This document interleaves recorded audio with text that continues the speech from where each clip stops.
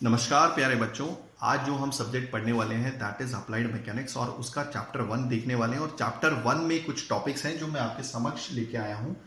Okay, जैसा कि आपने देखा होगा मेरे पिछले जो आपने वीडियोस देखे होंगे उसमें हमने स्केलर क्वांटिटी और वेक्टर क्वांटिटी के बीच में डिफरेंस पढ़ा था। स्केलर क्वांटिटी क्या है, वेक्टर क्वांटिटी क्या है, उसके कुछ एग्जांपल्स हैं तो उसको जरूर देखिएगा। साथ में हमने एक और वीडियो पढ़ा था, मीन्स देखा था कि मास और वेट के बीच में क्या डिफरेंस है। ठीक है, मास हमेशा कांस्टेंट होता है, वेट जगह जगह मीन्स वो डिपेंड करता है कि हम कौन से प्लैनेट पे हैं, वो चेंज हो सकता है। ठीक है, तो काफी सारे हमने डिफरेंस पढ़े। तो आज जिन टॉपिक्स के बारे में आज हम पढ़ने वाले हैं वो है कॉन्सेप्ट ऑफ रिजिड बॉडीज, दूसरा है हमारा बेसिक क्वांटिटीज इन मैकेनिक्स जो दिया हुआ है। ओके, तीसरा है फंडामेंटल क्वांटिटीज जैसे कि लेंथ, मास, टाइम। ओके, और डिराइव्ड क्वांटिटीज कौन सी हैं, और साथ में देखेंगे डायमेंशनल फॉर्मूला भी।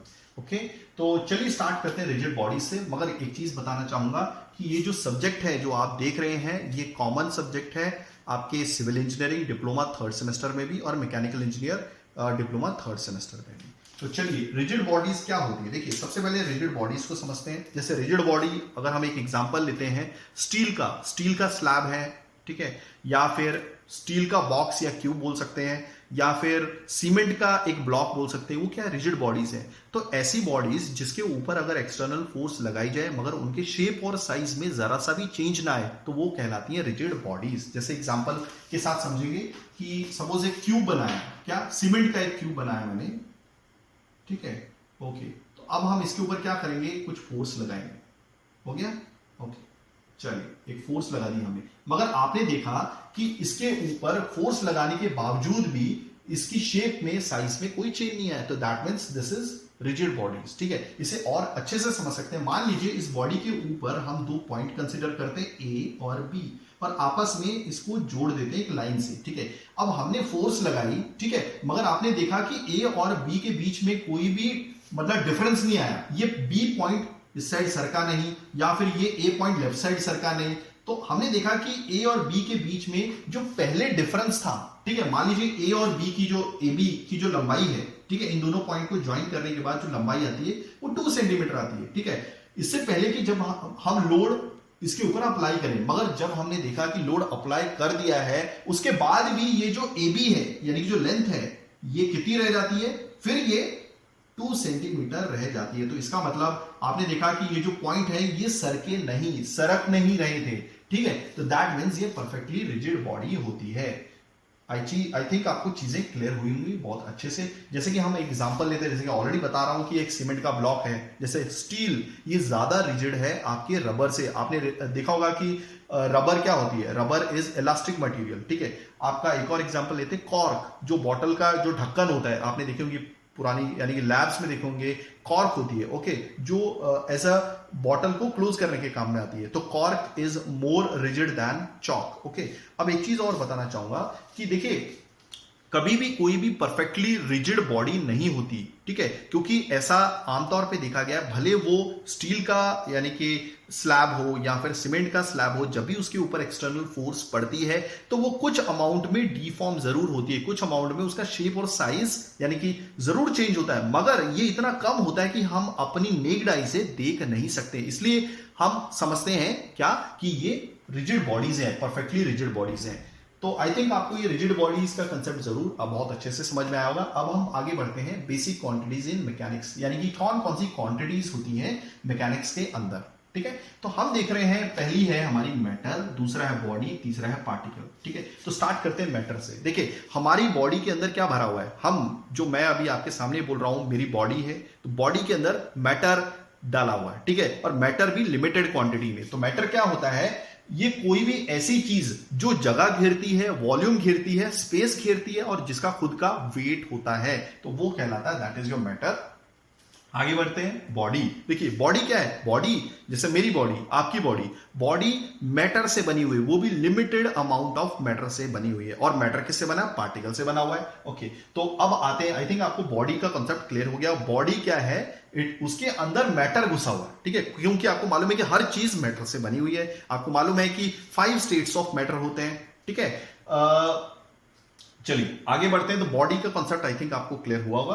ओके, आगे बढ़ते हैं पार्टिकल। अभी देखिए मैंने ऑलरेडी बताया आपको कि क्या बोलते हैं, आपका बॉडी किससे बना था? मैटर से। और मैटर किससे बना है? पार्टिकल। तो ये सबसे छोटी यूनिट होती है, ठीक है। और इसका जो डायमेंशन होता है वो नेग्लिजिबल होता है, क्योंकि ये पार्टिकल क्या है, जिसका कोई भी डायमेंशन नहीं होता, और ऐसा माना जाता है कि इसका जो मास है वो पूरा का पूरा कॉन्सेंट्रेट होता है एक पर्टिकुलर पॉइंट पे, ठीक है। तो पार्टिकल जिसका कोई भी डायमेंशन नहीं होता है। तो ये बेसिक क्वांटिटीज होती है मैकेनिक्स में जो हम पढ़ते हैं। ओके, अब बात करेंगे हमारी फंडामेंटल क्वांटिटीज की या फिर बेसिक फंडामेंटल क्वांटिटीज की। अभी देखिए ये तीन है, लेंथ, मास, टाइम, और इसकी जो डेफिनेशन है वो क्या होती है? देखिए ये जो तीनों क्वांटिटीज हैं ये इंडिपेंडेंटली एग्जिस्ट करती है, किसी के ऊपर डिपेंड नहीं करती, किसी के ऊपर निर्भर नहीं करती।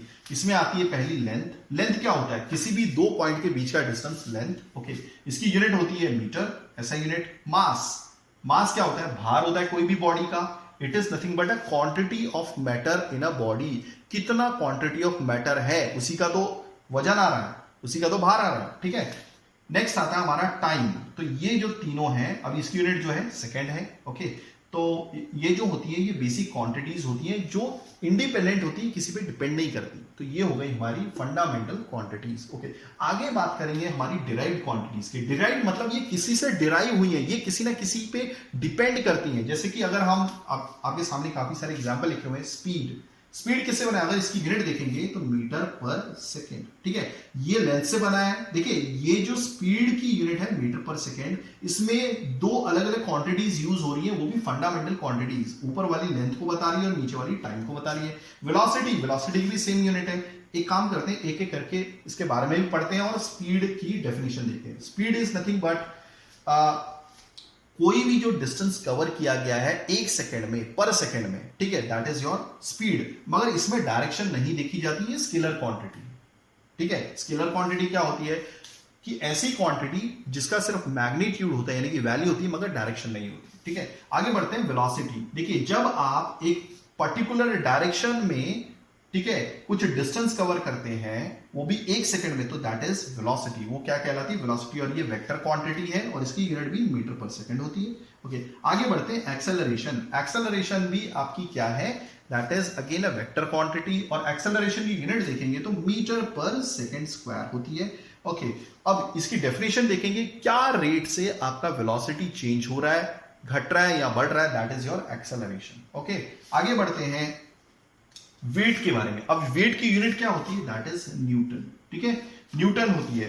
अब ये वो फोर्स होती है जिसके द्वारा कोई भी बॉडी को अट्रैक्ट किया जाता है, कहां पर? Towards the centre of earth, earth के सेंटर की तरफ। यानी कि एक तरह की फोर्स होती है जिससे द्वारा कोई भी बॉडी को खींचा जाता है अर्थ की तरफ। ये भी क्लियर हो गया, क्योंकि मैंने कल बताया था वेट चेंज हो सकता है। अगर हम चांद पे पहुंच जाते हैं तो वेट चेंज हो सकता है, क्योंकि वहां की जी की वैल्यू अलग होगी हमारे अर्थ के। हमारे अर्थ की जी की वैल्यू कितनी? 9.81 एक्सेलरेशन ड्यू टू ग्रेविटी।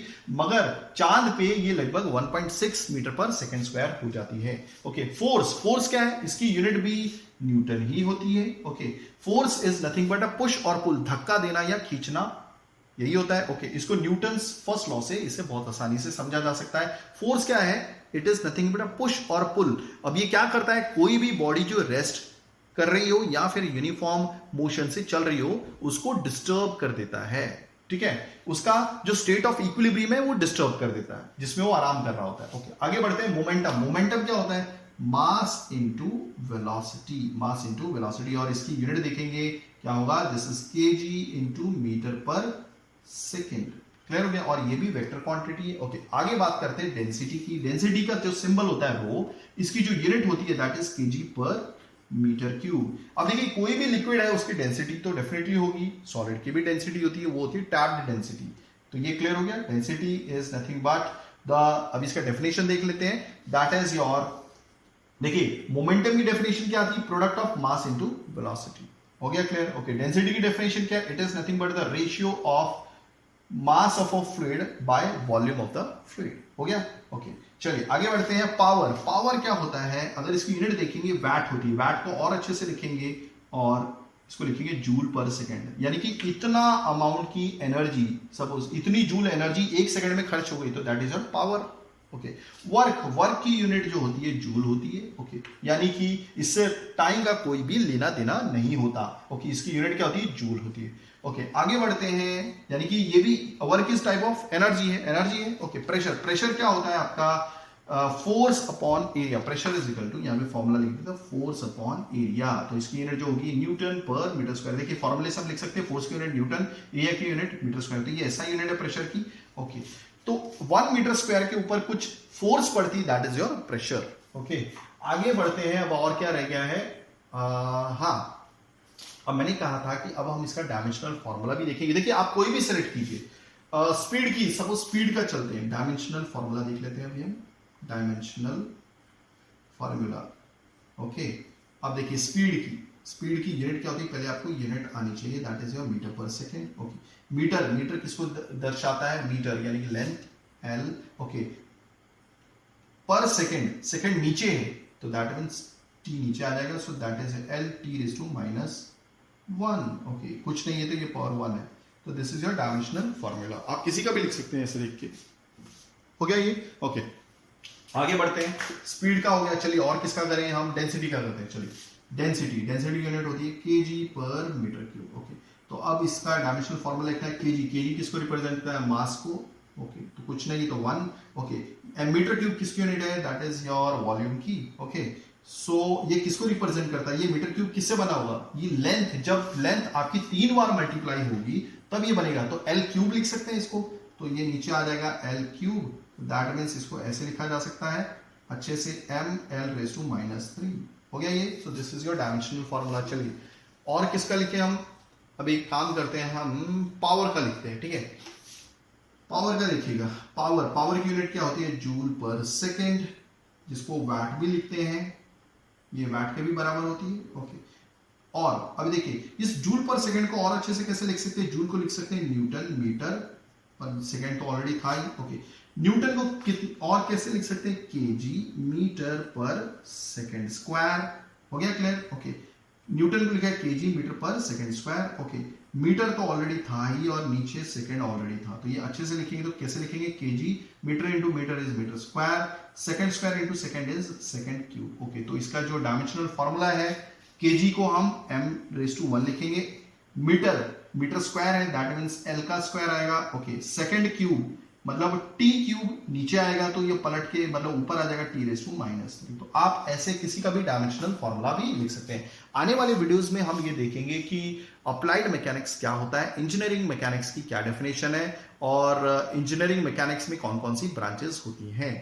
तो और एक और चीज हमारा पार्ट रह गया है कि वेक्टर को कैसे रिप्रेजेंट किया जाए। तब तक के लिए शुक्रिया, देखते रहिए चैनल वीडियोस। Thank you.